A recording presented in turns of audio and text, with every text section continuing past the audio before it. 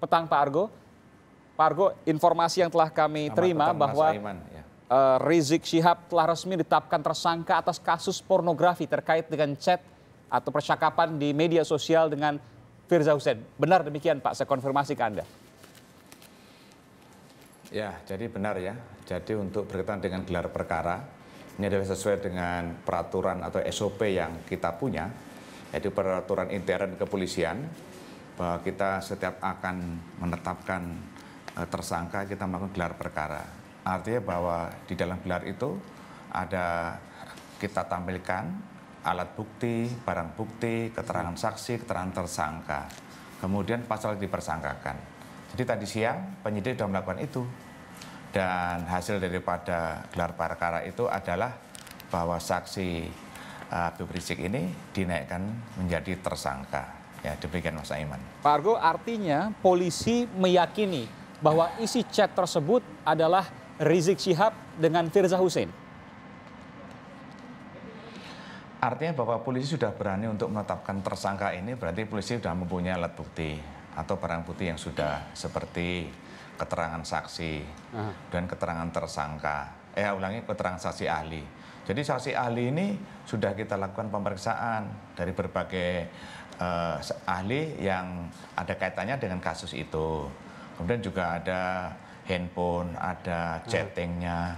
Ini semuanya sudah kita lakukan penyidikan. Jadi kita sudah minta saksi ahli juga dari Telkomsel, handphone A itu milik siapa, handphone B milik siapa. Itu sudah ada semuanya, ada terregistrasi semuanya atas nama yang bersangkutan. Jadi tidak ada alasan lagi penyidik untuk menahan bahwa kasus ini layak untuk dinaikkan menjadi tersangka. Demikian Mas. Saya ulangi lagi pertanyaan saya Pak, nanti akan dibuktikan di pengadilan.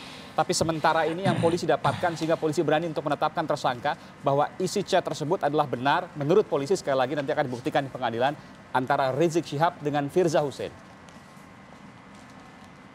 Semua adalah dari saksi ahli yang kita periksa. Ya, jadi saksi ahli ini yang menguatkan daripada kegiatan-kegiatan yang dilakukan para tersangka ini. Jadi beberapa saksi ahli sudah kita minta keterangan, ya. Jadi dengan keahliannya itulah saksi ahli ini bisa membuktikan bahwa hasil itu bukan rekayasa. Memang terjadi itu seperti memang terjadi sekitar itu.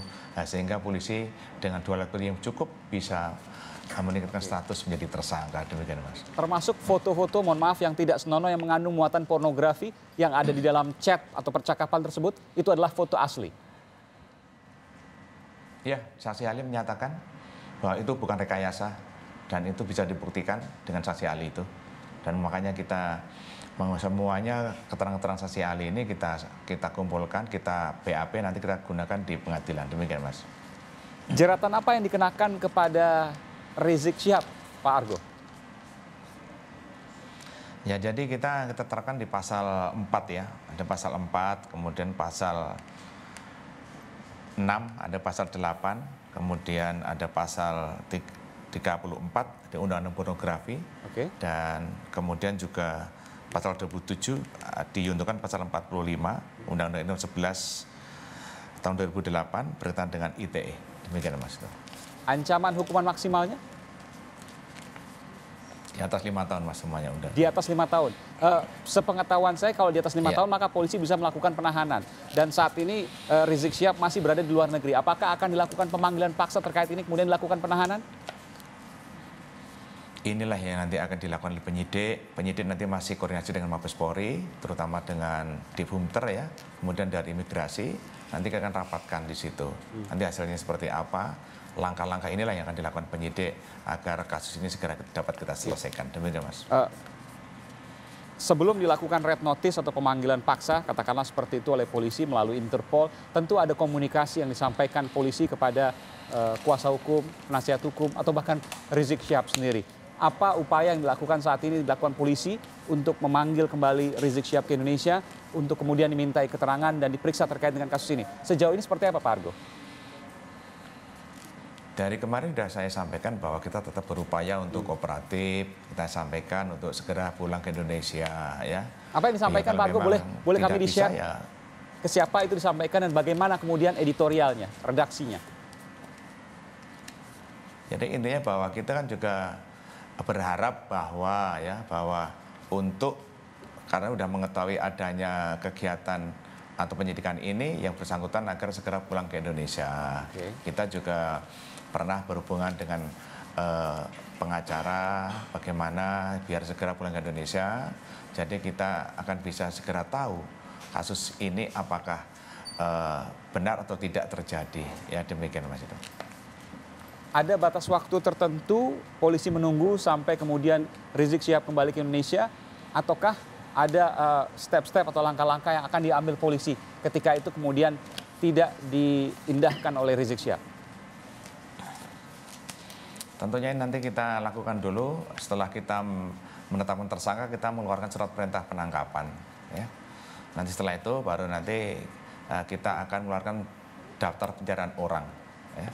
Nah, daftar pencarian orang inilah nanti kita akan koordinasi dengan Interpol ya berkaitan dengan kasus ini. Demikian Mas.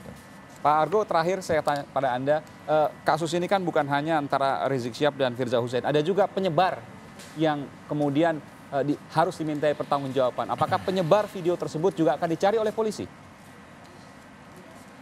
Sampai sekarang kita masih mencari terus, Mas. Kira-kira siapa yang menyebarkan. Tapi sampai sekarang pun kita juga belum mendapatkan, ya. Tapi kita tetap berupaya bagaimana biar kita bisa mendapatkan siapa yang mengedarkan itu. Kenapa saya tanyakan ini, Pak? Karena kalau hanya maka udah ada pornografi itu. Iya. Kenapa saya tanyakan ini? Karena kalau hanya Rizik Syihab dan Firza Husein, maka di luar sana tentu akan meragukan polisi bahwa ini dilakukan hanya untuk menarget Rizik Syihab, bukan terkait dengan kasusnya. Bagaimana kemudian polisi menanggapi hal ini? Ya tentunya kita kan berupaya untuk mencari siapa penyebarnya ya.